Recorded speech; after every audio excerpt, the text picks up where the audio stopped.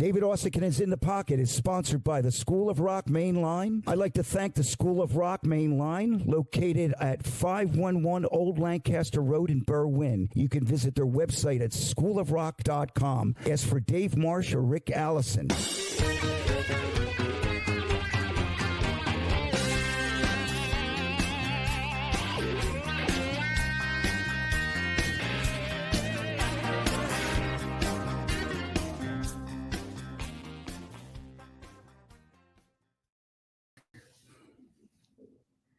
Hey, everybody, I'm Andy Weinberg, and welcome to episode 127 of the David Uosikkinen in the Pocket podcast.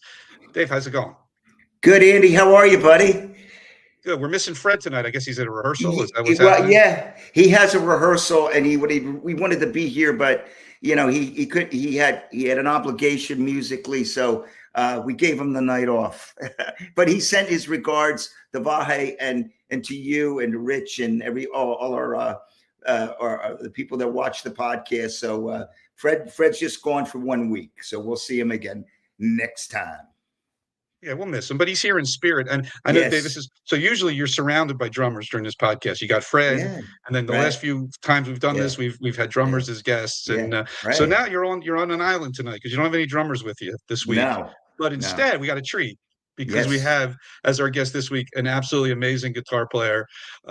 His name is Vahe Sarkissian, and he plays rock, jazz, funk, and also something called Armenian Mediterranean fusion, which I can't wait to talk about. So welcome to the podcast, Vahe. Good to see you. Vahe.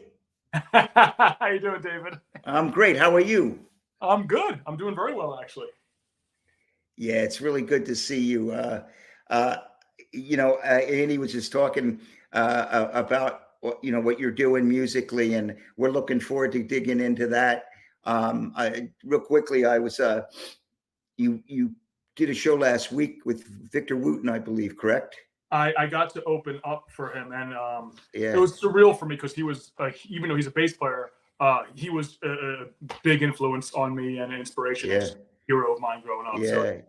What a real mentor in music. So I was I don't know if you know, but Gerald Veasley went out to see you play, and he was at that show, and him and I were having coffee the next morning. I had to stop in his studio for something, and he came out looking all blurry-eyed, and he said, "Oh my God, I went to see Victor Wooten," and he didn't talk about Victor Wooten. He talked about you the whole time. That's amazing. He said his guitar players and amazing, and he was just going off. And then I saw him again for coffee, and he was still talking about your playing. So I have to tell you, you impressed a bunch of people last week. That means a lot to hear. Yeah, I got to meet him at the show, and I always wanted to meet him because I thought he was half Armenian. He gets that a lot. Yeah. But I'll tell you, he was just raving about your playing, and we were talking about Victor. Victor, I don't know how many books he's written, but he had this one really great inspirational book that he wrote. A lot of musicians had, where he talks about that one note, and what a player, man. That must have been a real cool gig for you. He was the most down to earth person. Yeah. We're just hanging out with whoever, and even just watching him play, he'd do the most. He would just do like the funkiest, just heavy grooves that really fit, just sounded and felt good. And I'd be watching him. I'm like, he's actually speaking of the one note thing you mentioned. I'm watching him. Sometimes he's not even. He's literally just making sounds, percussive, open strings, and bouncing his hands off. Yeah, harmonics. And it still somehow sounds melodic and obvious. He has it, Well, speaking of which, I mean, that's something as Andy and myself doing the research on your playing.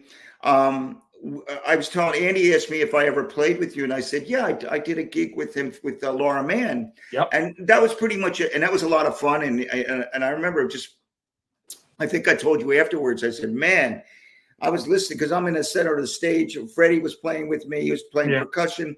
Yeah. And I remember I never played with you before. And I remember after the show, I was like, who is this guy? I mean, the sound and the tone and just how fluent you played, man. It was amazing. But you didn't, I don't recall you doing any of that tapping thing that you do. you were just kind of playing, you know, because I know Laura had a certain thing she wanted to hear in her band, and we did that.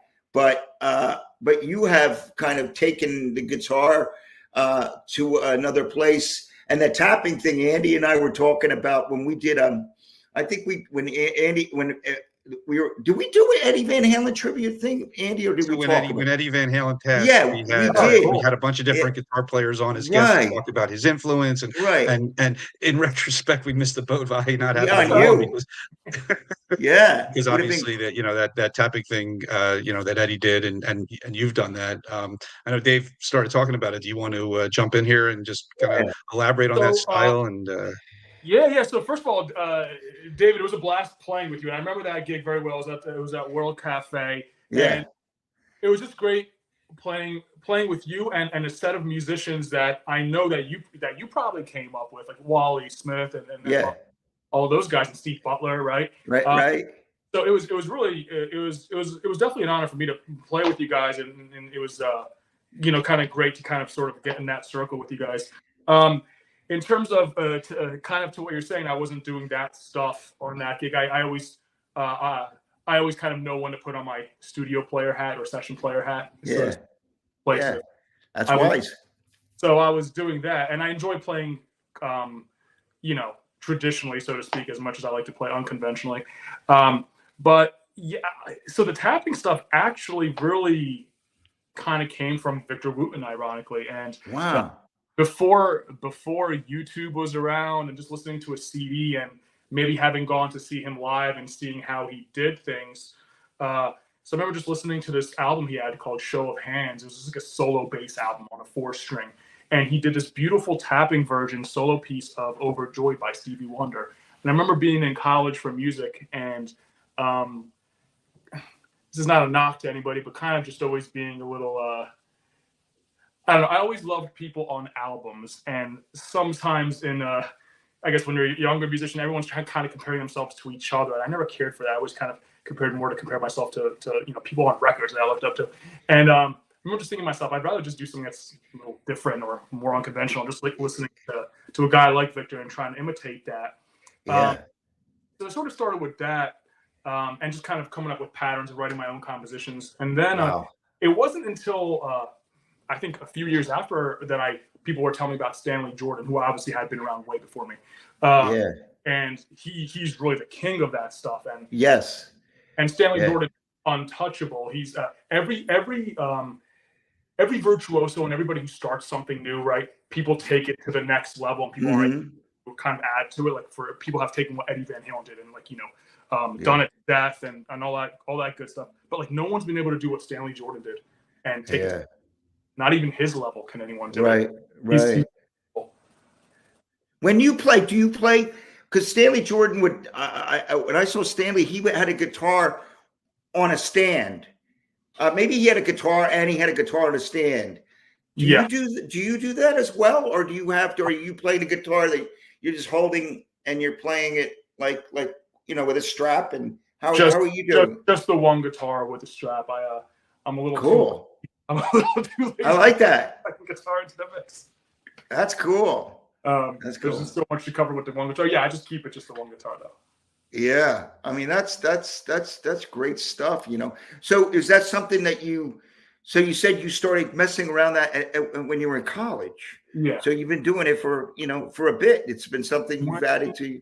Yeah, I'm 42 now, so I was in, I was about 20 years old when I was doing this stuff. Yeah, 22. Yeah. And I always did it just kind of for my own fun and this and that, and being a local working musician. I mean, there really wasn't a place for that. I mean, I might do a cocktail hour gig and just do it for my own entertainment, but no one ever cared. But in the past few years, putting myself out there more with some of the more original and creative stuff, and kind of showing that to the scene and getting a great reception has certainly meant a lot. Yeah. And, so that's sort of what I want to keep doing and kind of keep bringing this stuff to the forefront of what I do. I remember one of the things that struck me is your tone. You had a tone that was like, oh my God, I love this guy's tone. Like your sound. You really had, just a really nice sound. It's called neurotic and semi. It sounded good. I have a friend who used to bust on me all the time saying, man, I never changed the pickups on my guitar.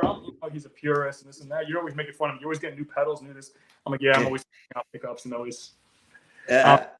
Andy, I'm sorry, you're going to say something? Yeah, I'm sorry, Andy. That's all right. No, I'm used to Dave hijacking. It's his show. It's his podcast. I'm sorry.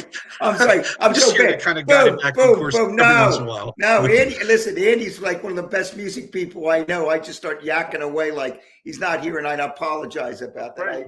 I'm very sorry. Very sorry.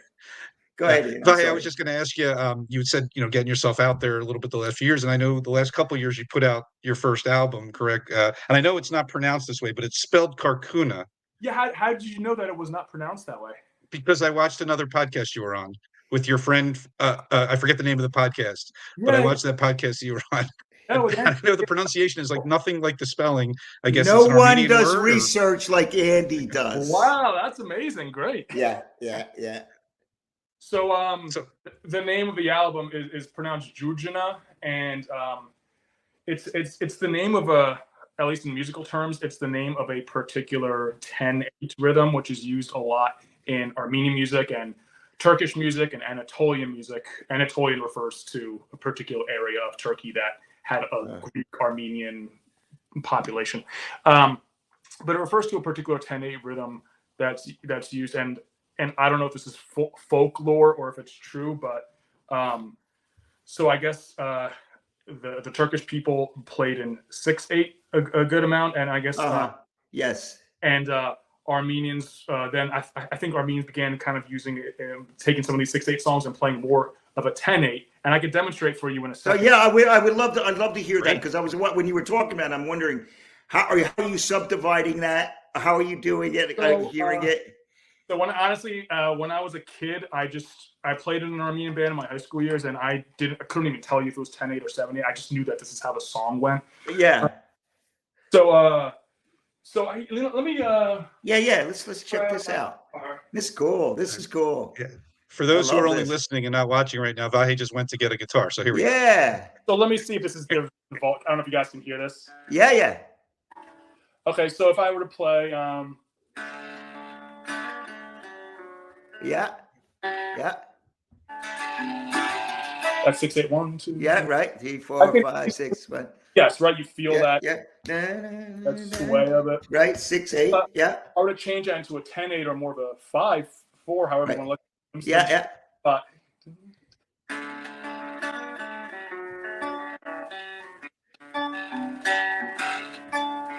and what I'm feeling is 1 2 3 1 2 1 2 1 2. 1 2 3 1 2 1 2 1 2 1 2. I'm feeling cool. Yeah. Will you just demonstrate that again one more time? Would you do that again, please? So I think of this beat first. I think of ka, which is the Jurjana beat.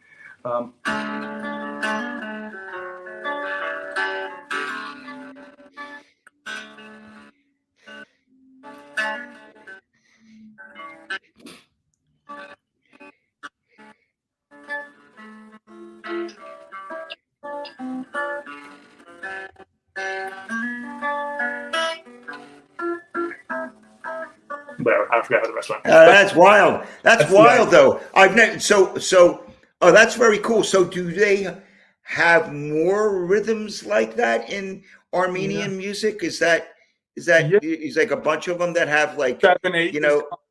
7/8, 9/8 is common. Yeah.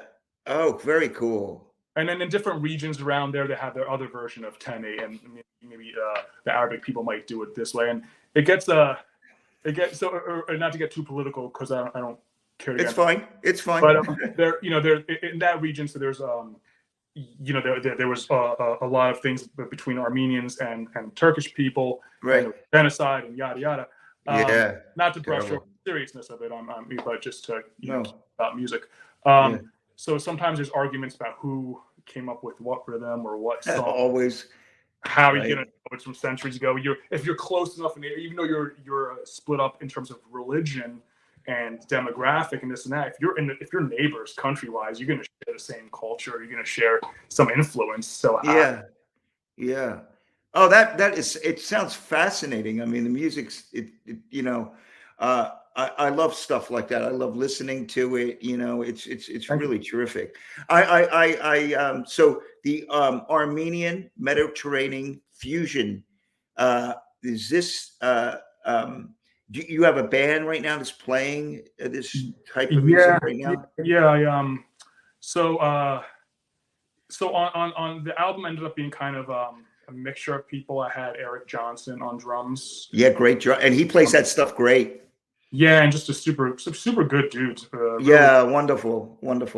I had a guy named Josh Orlando who I've been using mainly as my drummer. He's a everything guy. I mean, he's a fusion guy, prog rock guy, but just a total pocket funk. Yeah. Guy. Wow. And at the core, he'll just kind of keep it simple. If he could unleash it. So, Glenn Barrazzo, you guys were talking about him, but he plays a lot of bass stuff on my with my live band, amongst other players. Jim Stager also plays from the Fractals and Huffamoose. He plays with my stuff, but Glenn does a lot of work with my stuff, and I also play in a Steely Dan tribute with Glenn Barrazzo called "Countdown to Ecstasy." And, he's a great guy because he's been pretty instrumental and I feel like me getting recognized around Philly just from all the great gigs I did with his Steely Dan tribute, and then he was helpful in terms of a lot of my original stuff and kind of helping me get out there with that. Where did you record your record at? Or different places, or 3 tracks were at Eric Johnson's house. Yes. I remember back in the days is, use studio, but most people have, like, I have a little studio in my house, and downstairs my basement. If I need beat cut drums, I can do it. And, all my friends have places there they can go and cut. And, you can do a record that way these days. So that's how it seemed to have. So we did it at his house, and then I switched over to Brian Brickland's place. Oh, cool. I know Brian. We did most of it there, and he took the tracks that Eric did, and he did. I mean, Brian did such an amazing job. Speaking of home studios, I was surprised. I mean, not surprised, because I know Brian's great, but just really good. Like how well produced and engineered I felt this was, especially from a home studio. Mm-hmm. And that's one of the compliments I got from people who listen to that too. Like that they didn't just like the music, but they appreciated almost the engineering of it. And I, Brian for sure. Who mixed it? Brian. Oh, Brian. Yeah. Well, he mixed it too. Yeah. He's really good. God, I mean, I was just telling the guys, next year the Hooters are, it's our 45th year, which is like it's unbelievable. But I work with Brian. I mean, I think I did a session with him at a studio that Dave Ivory owned in Rosersford. I'll never forget this because I knew him from his band, the Bricklin Brothers, him and his brother. And but I remember cutting. We went in there and cut 10 songs. So it was like a budget thing, and we did 10 songs in one day, and it really sounded great, which blew me away. It was like this studio that looked like a little. It was like a hut, but it was a great room, and we cut live. I forget the guy's name we worked with, but he was good back then. He was really, really good. Oh, that's great. Yeah. I mean, you guys came up together, right? Probably. Yeah. Yeah, they were. I think they might have even been managed by Steve Mountain for a period of time as well. But those guys are super talented. Him and his brother are just really great. I mean, I feel like I've known him forever. So that's cool that he's been involved with a bunch of really cool stuff like that, and even on the sports level, I think he's worked at some of the at the arenas. Andy, he does music at I think he worked at the Spectrum and at Wells Fargo, and he would engineer the Sixers band and stuff. He does guy's remarkable. He does the Eagles. And he's a great player. He's a great guitar player. Great player too, absolutely. Yeah. So that's super cool. Yeah. So I was blessed to have him, and he really cared when he was working on that. He really cared, and he treated it as if it was his own thing, and I always noticed that when he was. So I always appreciated that. That's so cool. That's really cool. Vahe, did you like going back to when you were younger? Were you always, you'd mentioned playing in Armenian bands, as a teenager, I guess, but was that something that appealed to you? Obviously, maybe you can tell us a little bit about your backstory, your roots, your family, I assume, was from Armenia, and so you were brought up in that culture. But was that music something that always appealed to you? Were you more traditional rock guy, jazz guy? What was your musical upbringing like? So, my parents were from overseas, not necessarily Armenia. My mom was from Lebanon. My dad was from Syria because there was a lot of Armenian refugees that went there from the genocide. But yes, they were from overseas. I was first generation. I was a rock guy, still am at my heart. But what got me into guitar was Guns N' Roses and Metallica. And so I started playing guitar at 12, and I was super into it, and I learned every Guns N' Roses and Metallica thing I could, and Aerosmith, and so around when I was 13, a couple of guys I knew from the Armenian community who were older than me, a few years older than me, which makes a difference at that age, they said, hey, we're looking to start a group, and we heard you play guitar. And I remember being so excited, getting on the phone with the guy, and they're talking about, we're going to play this Armenian music at these Armenian events, and I'm like, oh, man. Like, I was like, oh, you were bummed at Frank. You wanted to do you wanted to get up there and shred, yeah. And then my years doing all like these kind of like corporate, private, or Armenian, just being kind of miserable, and it wasn't until I got older that I appreciated the fact that I was actually professionally gigging through my high school years, and I was traveling to different states to play these events. Wow, you did that? You were like when you were traveling and working when you were in high school. Yeah, on the weekends we go Boston all the time, New York, wherever there was an Armenian community, like the churches or like the hotels and the events. Yeah. That's a little bit like my experience too, because I remember, I when I was younger, I remember the first time I could make money playing music, and I think I would have been I maybe 10th grade. And that's it. Oh, so were you doing covers or were you doing originals? Oh, covers, cover bands. We would try to do original stuff, but I was playing cover in a cover band, and there were. Listen, Vahe, back then I lived in Levittown, and the drinking age was 8. Oh, there we go. So the drinking age, I remember around my time in high school, it changed to 18. And so everybody over the weekends were going to Burlington, New Jersey, or Marlton, New Jersey, and crossing the bridge. So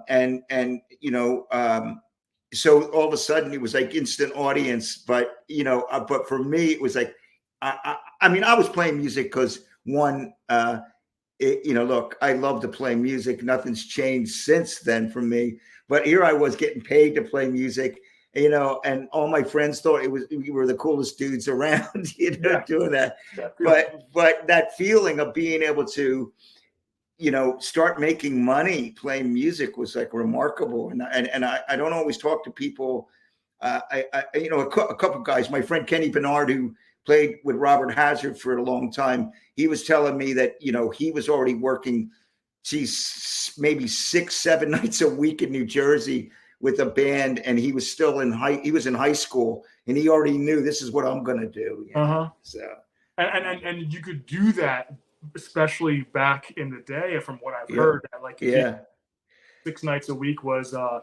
I'm fortunate enough that I'm able to do that now, but it's not as easy from what I understand as it was back in the day to kind of 6 nights a week and be a full-time musician like that. Yeah, I think so too. I just remember, I'm, almost 30 years old. Well, you're in your 40s. I'm going on 70. And so I remember back in the day. I didn't know that. Yeah. Well, I'm 60. I'm 69. I'll be 69 in February. And you still tour and you have that energy. Yeah. And I'm still banging on the drums, but it's, I forgot where I was getting at with that, but exactly. But here's where I'm going back. But it has changed, because I remember back in the day, you didn't even have. There were bands that were just kind of okay bands, but they were playing all the time. There were places that were club. They didn't have sophisticated places. They had maybe a jukebox. You remember those old jukeboxes they would have, but you didn't really have great system. You never really barely ever saw guys spinning records or anything like that. That was rare. So it was the bands that had to play, you know? So there seemed like there were all these places to play. I mean, in my neighborhood, there must have been, 5 or 6 bands that I knew of. And these guys were playing every night, Great. In Pendle, in Levittown, forget about it. Every place there was a bar down the street, they had a band playing in there. Who would have thought Levittown, man? Yeah. Oh, yeah, back in the day. So, and then, of course, back then, with the drinking age and stuff like that, there were across the bridge, there were a bunch of places right in the same neighborhood, and there were bands playing, So, that's great. That was the thing too. Yeah. It's cool. So I'm sorry I interrupted you because I really want to hear about how you came up and all that kind of stuff. Yeah, that's just so, I did, in terms of performing out, I was doing the Armenian thing. And then throughout my high school years, I the early 90s I thought were cool for music. There was guitar-driven music. MTV was playing music videos. You could turn on MTV in the early 90s and see everything from kind of like your typical, like, even bands like Aerosmith and AC/DC had like newer hits that were out. Yeah. Then you had like the gangster rap stuff, which I loved because it was you had everything. You had like the alternative rock bands, the heavy metal bands. You had all these things, and just as a kid, I remember the era of bands where you bought an album, you knew what the band members' names were, and as like the mid '90s happened, I just saw such a dip in music. Like rock music really wasn't a thing, or guitar wasn't a thing. And as someone who was learning and wanted to progress playing, I had to resort to 70s and 80s kind of right. So I started getting really into that stuff. So and then I knew I wanted to go to school for music. My father wanted me to go to school for business. You had that fight. Yes, but I had that disagreement several times. And reluctantly, he let me pursue this. I went to University of the Arts, and I was new to the jazz thing, so I kind of pushed hard to kind of be able to kind of overcome that and play that stuff. And then it wasn't until after I graduated, and I was in this environment for 4 years where like all anyone cared about was jazz. Like, that's like the crowd, and I love it. I love listening to it. I love playing it, but it's like anything else would not even come close in the environment that I was in. And then like it was after college when I was, and I wasn't gigging too much in college. I was just focused on studying. But then afterwards, when I was gigging more so again, just finding out like, no, you gotta have rock chops. You gotta have funk chops. You gotta know how to play parts on a recording. And I realized like everything kind of I was taught in my school environment was like not necessarily the real life situation. And I reverted back to what I was into initially, which is rock and pop. And, my favorite guitar parts to play, as much as I love doing all the crazy stuff, my favorite guitar parts are from Def Leppard's Hysteria. Right? It sounds like you pivot really nicely. It's really cool, man. You mentioned AC/DC. I've been on this AC/DC obsession. Yeah. Myself, I've been watching these because when Bon Scott was their singer back in the day, I mean, when like my car, I listen to that all the time. I just love that guy. I thought he was great. That voice and him and Angus. Oh yeah, he had. And I mean that band. I mean that drummer. There's a whole everything they do. I mean, talk about a pocket. I mean, ridiculous. And I just. But it's funny how it's gone. I don't know, probably when they started happening in the late 70s, and then lately I've been really into them because a guy I know has been playing drums with them. Matt Logg has been playing drums with them. And I'm thinking, oh, that's the gig, he has that gig. We were playing somewhere in Switzerland last summer, and I remember it was a really famous club we were playing, Club Theater place. And I remember we drove by the stadium there, and they were playing there that night. And the place was just, it was kind of like, it was like the stadium here, the big stadium in LA. And, it's just like, holy crap, man. And the place was packed, mobbed, you know. And then the Back in Black production of that. It's funny you say that recently. Insane. And first of all, the drumming on it, I never appreciated. Great. Oh my God. And just the sound. I mean, that was Mutt Lange. Yeah. You know? But it's just such a clean, straight. It's incredible how that Mutt Lange can do something like Def Leppard. Yeah. I forgot who he was married to. What was the country singer he was married to? Shania Twain. Yeah, and when you listen to Shania's stuff. Yeah. But then he also did Back in Black, which is like a straightforward. Clean and kind of album. And it just brilliant stuff, man. You know, and it's just funny that you would mention, because it's funny, I went back and I've been listening and obsessing over just some of the little nuances of this, the way it was recorded, and even the rhythmically how they played it and the feels, because you know, even the 4/4, but how they sit in the pocket was always just phenomenal to me. You know, and Henry, Angus's brother Henry, was in that band. Monday I got Friday on my mind. What was that song? The English Beats or the Easy Beats. Easy Beats. That was Angus's older brother, Henry. Oh, okay. That was the singer of the band. So I mean, I've really gotten into him. I've been like, because he's no longer with us anymore. He's passed away, but he was their big brother, and I went back and started listening to their records. Oh man, and they were like, whew, you know, the production and the playing, and I just, you know, sometimes I just want to envision what it was like in the studio, because it's different these days. Like back in the day, they were all cutting together or cutting in some form of the group in the room. Maybe it's a rhythm section with a part, or a guitar player and a drummer working it out, but it's different than everybody recording at their house. You know what I mean? Not that it's bad, but I try to remember those great days, you know? Could you imagine an album now where they allow a mistake? Like when you listen to a Zeppelin record and bacon, but who cares? Because could you imagine John Bonham? You know, there's been this thing they've been talking about Bonham. Somebody did this experiment where they put Bonham tracks on a grid.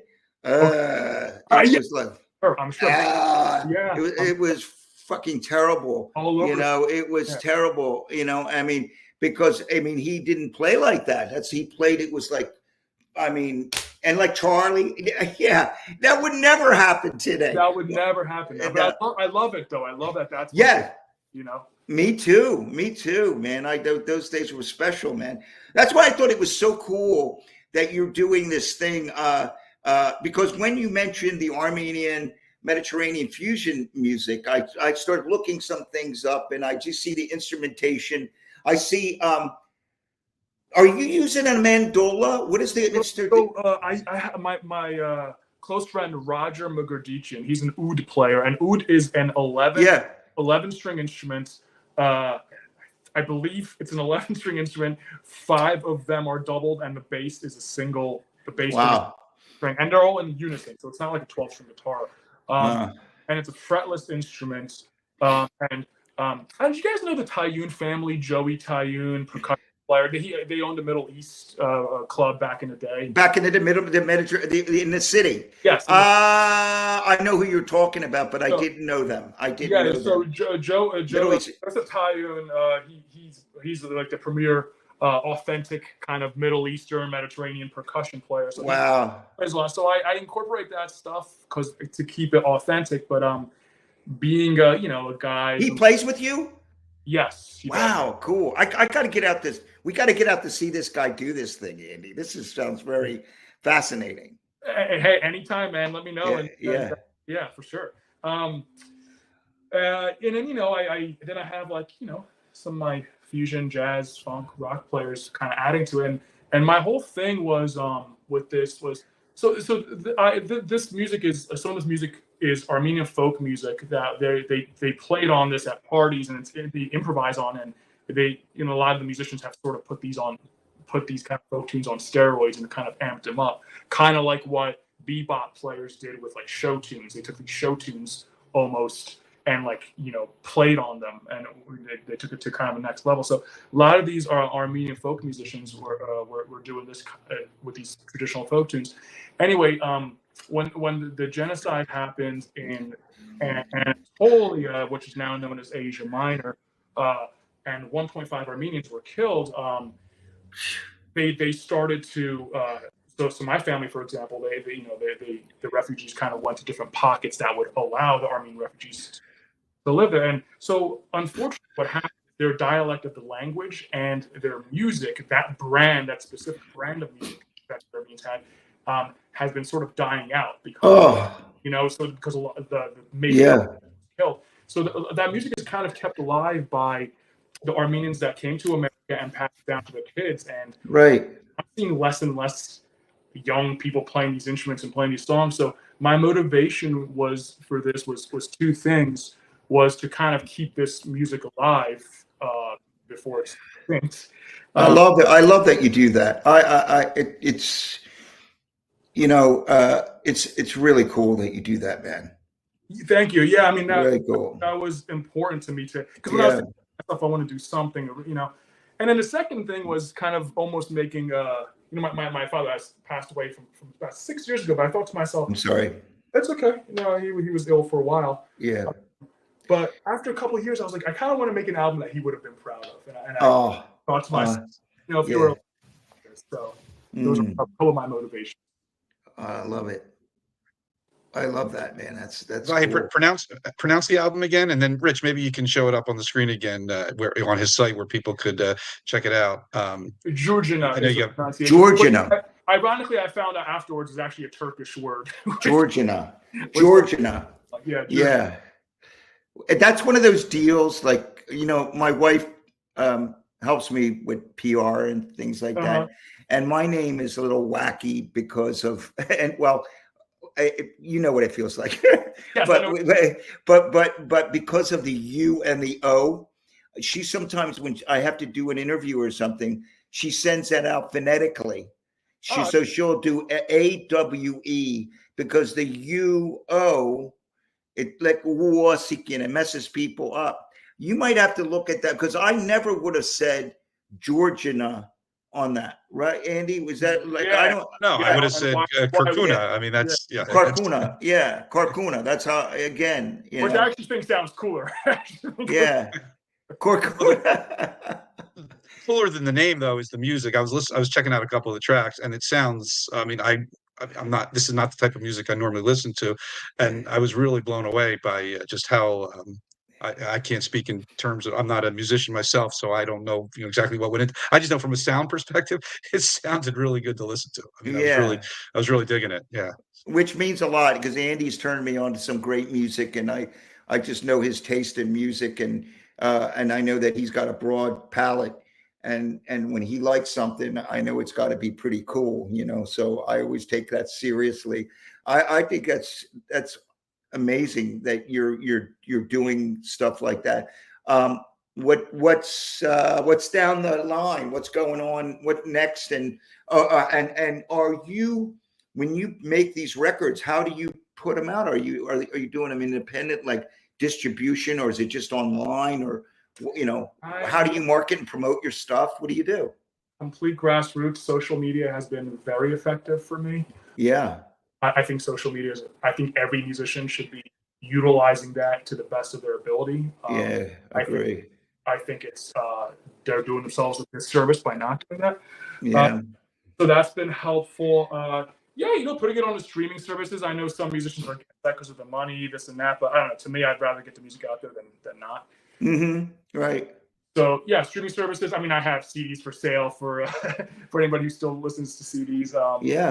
That kind of thing. But just doing it total grassroots style. And then my plan with all this is I get very bored easily, and I do so many things musically. So like the next thing I do, it probably won't be an Armenian thing, or it might have some of that influence. But the next thing I would like to do is take some of these classic songs that I've always loved listening to, just within the classic rock vein, and doing a reinterpretation of it instrumentally, or maybe including with it. Yeah. Just because and I incorporate that in my live stuff, and you know, I love working with vocalists too. You know, even though what I'm doing is instrumental, that's instrumental music for me gets a little boring to listen to after a while. So when I do my live shows, I think to myself, what would a non-guitar player enjoy in a set? You think that? You think that? Oh, that's cool. That's cool. And I'll tell you where I learned to think this way. I do the corporate scene a lot. I do a lot of weddings, and I do the wedding band stuff and the cover band stuff. And the biggest thing I learned from that is like kind of just read your audience. Like if they want to hear something, just do it. You know. So even with my original stuff, I kind of think to myself like, how can I, you know, so maybe I can take something that was on the album and just maybe make it more of a jazz vibe if I'm playing that kind of a room, or maybe make it more of a funk thing if I'm playing to that. Yeah. And, you know, so I'll include a vocalist sometimes, and I'll just even do like a couple cover songs, just songs that I personally love, and the audience loves it because who doesn't want to hear an awesome singer? When I did the first show, I had I've been working with this extremely talented artist. She's a young talent. Her name is Camille K, and she's doing a lot of cool things, and she's like really out there in terms of her presence online and this and that. But I had her come up and do "Kill Me Softly," which is one of my favorite songs. Oh yeah. Roberta Flack. Is that Roberta Flack? "Killing Me Softly." Yeah. Great. So just, I mean, I feel like if you have good musicians playing good music, it's gonna always come off great to the audience. So it doesn't matter stylistically what it is. You never know what's going to happen. You know, I mean, when you talked about those old days of, you know, making records, like, you know, sometimes I mean, Sting talked about it once about somebody was asking him about, I guess, doing this session, and he goes, most times or more times than not, you know, you throw 3 or 4 great musicians in a room and something great happens, you know, like his caliber of guys that he'll call, you know, that he hangs out or he can reach out to. Usually, you know, they get in a room and something magical happens because, you know, the vibe, and, you know, if you haven't worked with the student, you start hearing something coming out and it inspires you to play something that's so cool.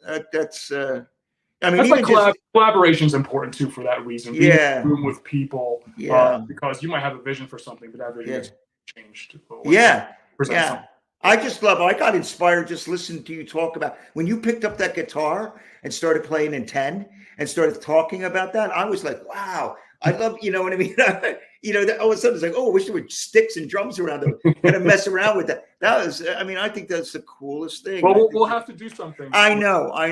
You know, I mean, well, listen, I thought about it when we did that gig with Laura Mann, and you know, I remember you know, thinking about how great you were, and I said, I gotta find a way to get this guy into cutting the track with us at some point. I think you got to get Vahe to an In the Pocket show and do an AC/DC cover. I know. Or you know, or we record. I mean, at some point, you know, like, you know, just recording something. You know, it'd be a lot of fun. You know, I mean, it's anything and everything. Absolutely. Yeah. I'm glad that you're like, you know, open-minded to stuff like that. That is super cool. Yeah. Go ahead, Dave. Did you? No. I was done. I was just going to go back to, you know, that whole anything and everything mentality. As far like I'm looking at your shows, live shows coming up, and everything's different. You got a band show, you got a duo, you got a trio, you got the Countdown to Ecstasy stuff. You're doing the Steely Dan tribute. I imagine that keeps things fresh for you, that you're not playing the same show every time you play live. I mean, it's that's important to me. I think that's the balance to having you know, I can't speak to a career in music on what I call that next level. So, for example, David, like what you've been able to achieve in your life is incredible. I feel very lucky some days. I mean, now that I'm not retired because I'm busier than I've ever been, but I'm at that age where I went to my 50th, believe it or not, I went to my 50th class reunion. I saw that on Friday. Yeah. And man, you know, like everybody there is like they're retired, man. and so I sometimes think, well, I feel very, very lucky. And then the stars must have lined up with me with a couple of cats, which has to happen to make those things happen. But there were certainly some ups and downs to that. But I was very lucky always, the fact that, you know, the internet happened when it happened, and getting royalties happened when they happened. And, You know what I mean? So you kind of, and you got to keep yourself open to those new avenues of revenue that comes in from music that you played on. You got to really think. I know so many musicians that don't really go back and go like, you know, I've had to tell so many people to look in the neighboring rights and all these things where they found you like, I can get paid for that. I said, well, you played on it. You know what I mean? It's like an amazing, but but I feel very lucky, you know, but you're doing it. You say the word luck, but yes, luck plays everything in life, but it's I worked hard. Hard work. It's thing in your head, and you want that. That's all important. If you don't have that, you're not going to make it in anything. No, you got to have drive, and you got to have ambition, and you got to really want to get up and. Listen. Practicing has never been a chore for me. I mean, I don't know if you can see my wall, but I got guitars on my wall. And I got like over here, and I got them over here, and I mean, I don't get a chance to do that very often, but I mean, I'll play scales every day. I do it, and I'll pick up a drum. Good. But I love doing it. I like the challenge, you know. And like you, it's something that I just feel like gives me juice, you know. It's like, you know what I mean? It's like you got to feel it just. So I feel lucky to have that still, that I want to do that. You know? So you know who's a big who was a big kind of mentor for me when I was younger, and he kind of exhibits a lot of the qualities that we're talking about here. Close friend of mine, guitar player Joe Mass, who I'm sure I know Joe. Yeah. I just played with Joe last week. Oh, me and Kenny sat in for. Dennis Silver, unfortunately, passed away, a friend of ours.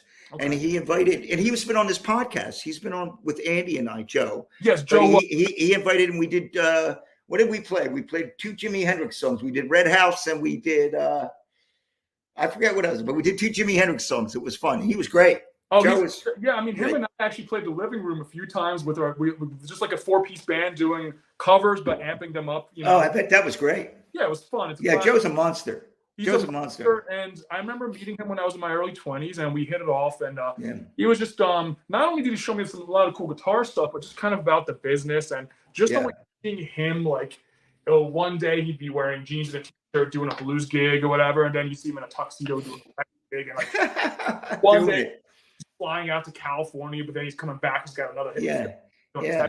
And just seeing this person making a professional career and that drive, and to be able to do things in various styles, various artists. Right.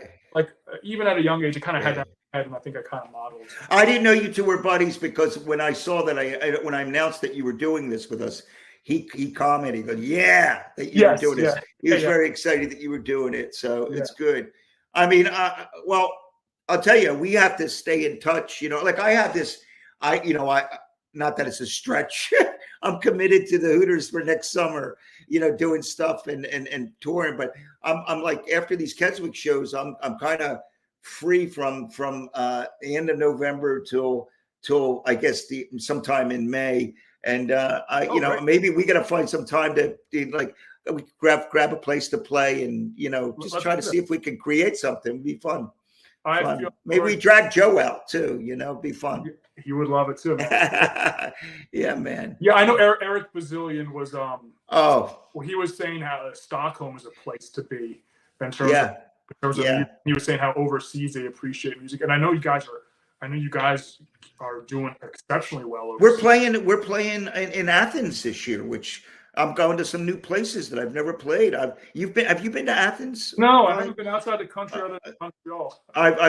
We go to Germany and we'll be all over Germany, but I'm real excited about playing in Athens. Have Hooters ever played Greece before? No, this is this tour, we're playing some places over there that I've never played over, that's great. You're still hitting milestones in your life. Yeah. It's kind of exciting to do that, I'll tell you what I told Eric. Eric was really nice. We're chatting, and very, very cool guy. And I was saying, I don't mean to be a fanboy here, but I just want to say that the guitar parts of Time After Time, that's like one of my favorite guitar parts on a record ever. And he says it in a very cool way. He leans over and goes, "Mine too."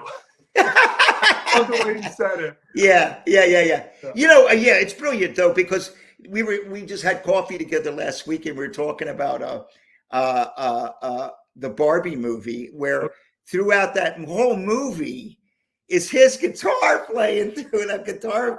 It's through the whole movie is Eric. It's like it's not even Cindy's voice. It's Eric's guitar part. I haven't seen the movie, so I. Oh yeah, it's like just for that you got to check it out, which I think is fun, which is really phenomenal. You know. Hey, before we go, I want to ask you something. Is there any stuff that we missed that you want people to know about? That's that we can promote, or we talked about the record.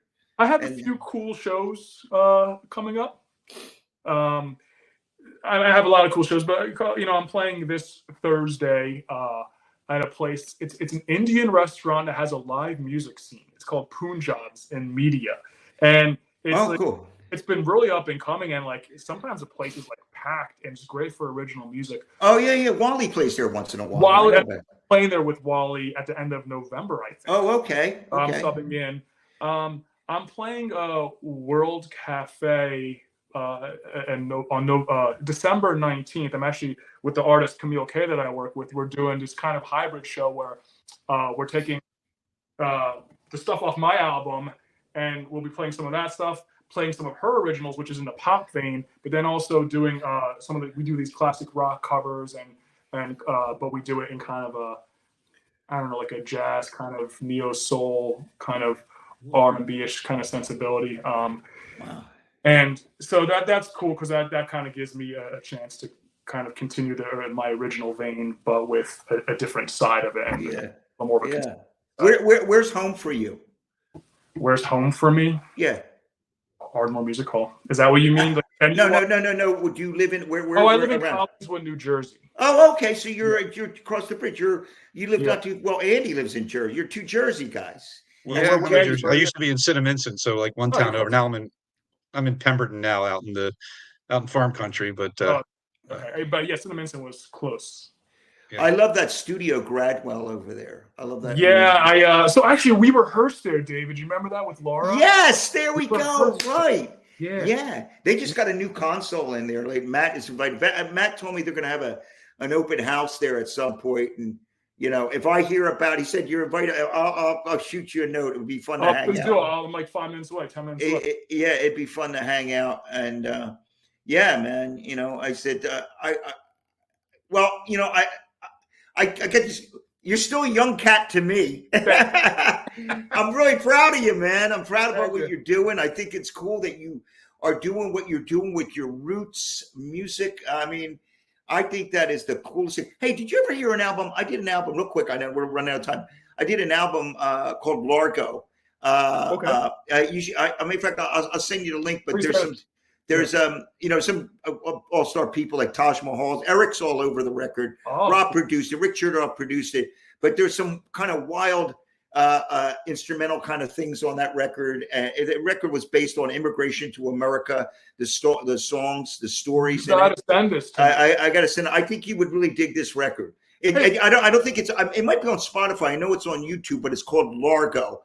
And I'll make sure that you get it. I'll send it to you after we do the show. I'll check it out. Check it out. What's your ethnic background? I'm Finnish. I'm a Finn. Okay. I'm a Finn. Yes. Yeah, we ride. My people ride reindeer. You guys can commiserate on having your last names mispronounced and misspelled. But let's put it up on the screen one more time, Rich, so people can know where to go to check out Vahe's shows and his music. And for people who aren't watching or just listening, it's VaheSarkissian.com, and that'll have all of Vahe's where you can buy his new album or stream the new album and check out his shows. And as I was saying earlier, you got a lot of different wide variety of shows coming up. So something for everybody kind of thing. Yeah. And then, I'm big on Instagram. I'm always on there too. And my stuff's on Spotify, so people can stream things on all the streaming services. Right. Guys, we have like 3 minutes left. I know we talked about your original music, but I do have to ask, you mentioned playing it with Countdown to Ecstasy, which is, one of the best Steely Dan bands around. Well, they're the only one in Philadelphia, I guess, but playing that music's got to be A, fun, B, challenging. I mean, on the records, obviously it's so complex, and to pull that off live, is that something you enjoy? And it's probably my most favorite gig that I do. other than my original thing. It was a game changer for me in terms of it really helped me develop a sound that I've been kind of in the latter portion of my career, just learning those solos. And what's cool about the band is they give me a lot of creative kind of openness, and let me sort of do whatever I want. So I get to choose almost if I want to play the signature solo, or if maybe, let's say I like the live solo instead, or if I just want to completely do my own improvisation over it, and I kind of just do it however I feel like. But being almost forced into a situation where you have to learn these parts and learn these solos because you have a kid coming up with it is I mean, that's the best kind of schooling. That's the best kind of education. And the best thing I learned from playing the Steely Dan stuff is not even the most complicated solos. I mean, that was obviously very helpful, but like learning like simple fills that they do during the verse and like 3-note fills. And it's like, oh, I never played those I never created that melody before in my life. And something that sounds so simple, but it's so effective. And that was probably the biggest thing I learned from playing that music and playing in that band. On the spot, cool. Do you have a favorite Steely Dan song to play or to listen to? Or? Home at Last with the Purdy Shuffle. Yeah, nice groove there. I just love the tone. I love the tone of the guitar. I love the tonality of the song. I like the vibe of it. I like the mood of it. And anything Purdy Shuffle just is just a great vibe to me. Yeah. Feels good. Yeah. Oh man, this has been fun. Yeah, really fun. Great. I appreciate you guys having me on here. It's long overdue. I'm glad I hope you get a little more, some more fans from us, but I'll give you a shout. I just sent you a link, and cool. We'll give you a shout, and we got to hang out and figure something out. So it's cool. Absolutely. Yeah, absolutely. Folks, check out Vahe's website, and also if you go, there's clips of you on YouTube. I noticed too, just some great guitar clips of you on YouTube. So you're out there if people go out and look for you. So it was great to meet you and great to talk to you. And I can't wait to see you and Dave play together at some point. We'll do it in the near future. Hopefully, we'll do it. Likewise. Thanks, guys. I really appreciate it. All right, buddy. All right. There we go. Thanks, Vahe Sarkissian, everybody.